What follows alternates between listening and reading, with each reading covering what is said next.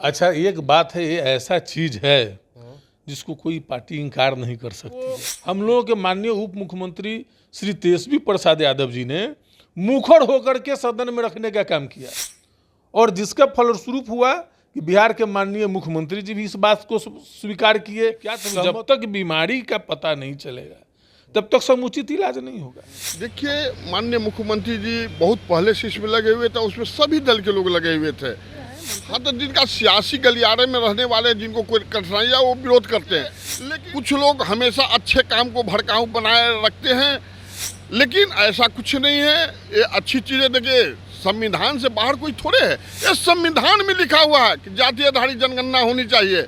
नमस्कार, मेरा नाम आलोक है। आप लाइव स्ट्रीम देख रहे हैं। बिहार में जातीय आधारित गणना कराई जाएगी, जिसे लेकर अब तैयारियां जो हैं वो की जा रही हैं। सरकार की ओर से भी आदेश दे दिया गया है। जातीय आधारित गणना का 80% तक काम लगभग पूरा हो चुका था, लेकिन उसके बाद जब पटना हाईकोर्ट की ओर से स्टे लगा दिया गया, फिर उस मामले पर बहस हुई, सुनवाई हुई, और कल जब फैसला आया तब पटना हाईकोर्ट ने तमाम जितनी याचिकाएं दायर की गई थी जातीय आधारित गणना के खिलाफ में, उन सभी याचिकाओं को खारिज कर दिया है।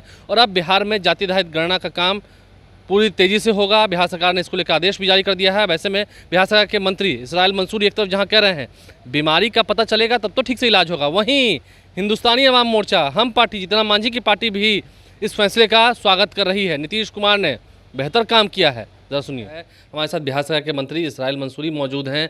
मंसूरी जी, जिस तरह से कल पटना हाईकोर्ट ने जजमेंट दिया, फैसला सुनाया, आपको लगता है कि ये बिहार के लिए कल का दिन ऐतिहासिक रहा? देखिए, सबसे पहले तो हम पटना हाईकोर्ट को आभार व्यक्त करना चाहते हैं। उन्होंने न्याय के साथ जो विकास अपने जो ऑर्डर में लिखा है, यानी उन तबकों का विकास होना चाहिए जिसका जब सर्वे हो जाएगी तब उसके डेवलपमेंट के बारे में सोचा जाएगा। डेवलपमेंट विद जस्टिस जो कोर्ट ने लिखा, डेवलपमेंट विथ जस्टिस, ये बड़ी शब्द लिखा है हाईकोर्ट ने, उनको हम धन्यवाद देना चाहते हैं। और इस तरह की अगर न्यायिक प्रक्रिया होती रहे तो यह देश हमारा स्वर्ग बनने से कोई रोक नहीं सकता है। लेकिन बीजेपी के लोग भी तो कल से कह रहे हैं कि हम भी तो चाहते थे, जब उस वक्त हम सत्ता में थे उस वक्त हमारी भी मंजूरी थी बिहार में करने की। अच्छा, एक बात है, ये ऐसा चीज है जिसको कोई पार्टी इनकार नहीं कर सकती है। लेकिन उनके एक प्रवक्ता दीपक राही जी का कल हम सुन रहे थे, उन्होंने इसका विरोध कर दिया। और सोशल मीडिया पर भी आप देखिए, जो बीजेपी के पदाधिकारी लोग हैं वह किस तरीके के बातें लिख रहे हैं इसके अगेंस्ट में। और वो तो बोल गए दीपक राही जी, चूंकि दिल की बात जुबान पर आ जाती है, इस कारण से वो बोल पाए। आपको लगता है किसको तकलीफ हो रही है इस कास्ट सर्वे से? देखिए, हम लोगों के तो राष्ट्रीय अध्यक्ष आदरणीय लालू प्रसाद यादव जी का बहुत पुराना एजेंडा रहा है। उनकी सोच रही है कि गरीब गुरबा, रिक्शा वाले, ठेला वाले, मजदूर जो खेत में काम करते हैं, इन तमाम लोगों की पहचान हो जाए और उसका कैसे विकास हो, इसकी योजना बनाई जाए। और उनके इस सपना को हम लोगों के माननीय उप मुख्यमंत्री श्री तेजस्वी प्रसाद यादव जी ने मुखर होकर के सदन में रखने का काम किया, और जिसका फलस्वरूप हुआ कि बिहार के माननीय मुख्यमंत्री जी भी इस बात को स्वीकार किए, सहमत हुए, और तमाम दल के लोगों ने मिलकर के प्रधानमंत्री जी से भी जाकर के मिलने का काम किया। भले प्रधानमंत्री जी नहीं कराएं, लेकिन बिहार में महागठबंधन सरकार ने निर्णय लिया कि हम सेंसक्स कराएंगे, हम आर्थिक सर्वेक्षण कराएंगे। और हम तो उस समय भी, जिस समय हाई कोर्ट ने, क्यों चाहते थे आप लोग, क्यों चाहते थे? इसलिए हम लोग चाहते हैं कि जो गरीब गुरबा है, और गरीब गुरबा जो है सो ऐसा नहीं कि किसी के समाज विशेष का है, हर समाज में है, हर धर्म जाति बिरादरी में गरीब गुरबा है। उसकी अगर पहचान हो जाएगी, उसकी क्या, तभी जब तक बीमारी का पता नहीं चलेगा तब तक समुचित इलाज नहीं होगा। हम बनाते हैं ना, हम बजट अपना बनाते हैं, बजट बनाते हैं तो कहाँ पर जरूरत है, कोई बाढ़ इलाका है, कहीं सुखाड़ी इलाका है, कहीं ज़्यादा रोड डैमेज होता है, उस हिसाब से हमको देना पड़ता है।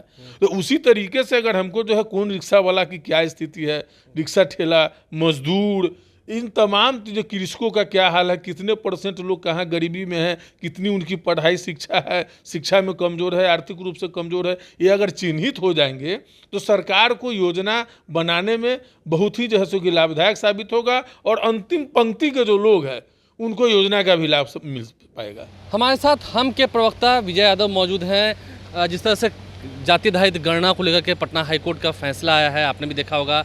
एक तरफ जहां आरजेडी के लोग कह रहे हैं कि काफ़ी अच्छा है, जेडीयू के लोगों ने भी इसकी तारीफ़ की है कि अब काम जल्दी होगा। आपको लगता है कि बिहार में जाति आधारित गणना होनी चाहिए?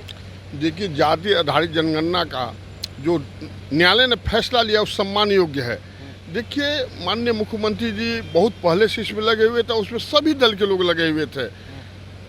कुछ लोग इसका विरोध कर रहे थे। अभी देखिए भी कुछ लोग विरोध कर ही रहे हैं मन से। हाँ, तो जिनका सियासी गलियारे में रहने वाले जिनको कोई कठिनाइयाँ वो विरोध करते हैं, लेकिन जातीय आधारित जनगणना पर कोई विरोध नहीं कर रहा है। देखिए, जब इस देश में, इस राज्य में भेड़ बकरी का, सांप बिच्छू का, गाय भैंस का जनगणना हो सकता है, तो मनुष्य को क्यों नहीं हो सकता, आदमी को क्यों नहीं हो सकता। देखिए, इसमें बहुत वंचित समाज के लोग जो हैं, दबे कुचले लोग हैं, जिनका कोई गिनती नहीं है, कोई काउंटिंग नहीं है। ये जनगणना होने से वो लोगों को मान सम्मान मिलने का काम होगा। आप मानते हैं कि जिस तरह से विधानमंडल में सभी दलों का सहयोग था, अभी भी सहयोग है? निश्चित सहयोग है, सहयोग रहना भी चाहिए। ये कोई गलत नहीं है। ये गरीबों के हित में, दलितों के हित में, अति पिछड़ों के हित में, जो जिसका गणना नहीं हो रहा था, जो दबे समाज से दबे हुए थे, उन लोग को उत्थान होने का काम होएगा, उनका कुछ करना विरोधी होगा। कर रहे हैं कि बिहार में तो जात पात शुरू हो गया ना।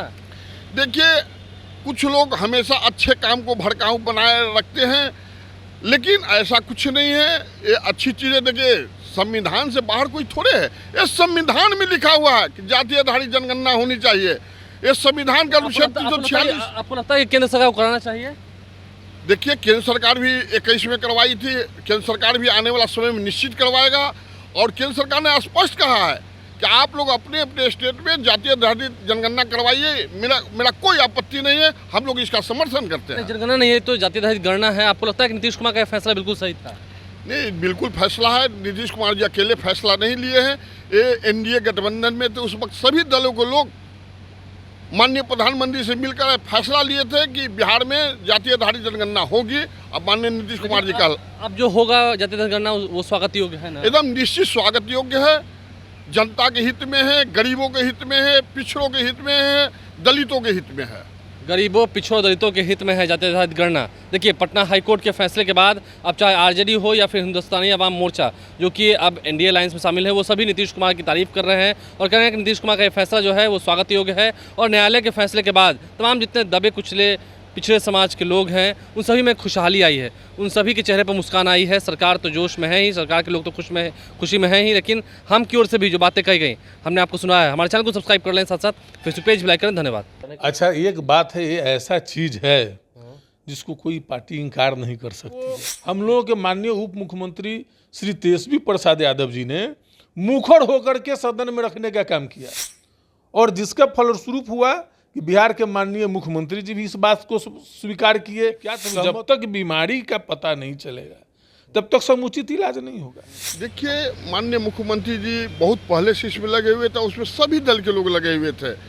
हाँ, तो जिनका सियासी गलियारे में रहने वाले जिनको कोई कठिनाइयाँ वो विरोध करते हैं, लेकिन कुछ लोग हमेशा अच्छे काम को भड़काऊ बनाए रखते हैं, लेकिन ऐसा कुछ नहीं है। ये अच्छी चीज़ें, देखिए, संविधान से बाहर कोई थोड़े है। ये संविधान में लिखा हुआ है कि जातीय आधारित जनगणना होनी चाहिए।